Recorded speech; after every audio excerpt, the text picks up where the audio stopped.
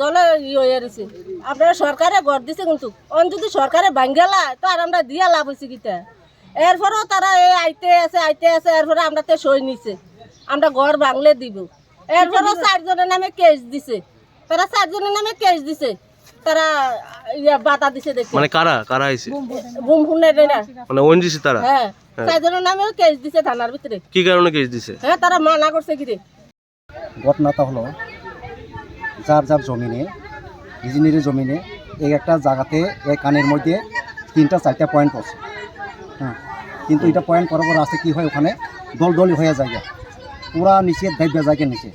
ভবিষ্যতে এটা আর ফসল করা যায় না, ফসল করলেও যদি করি এটা নিচে গ্যাস বাইর হইয়া পরে ফসল হয় না এটা।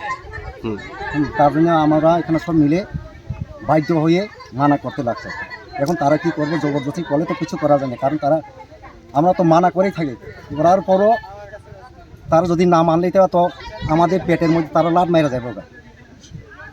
আপনাদের ডিমান্ডটা কি?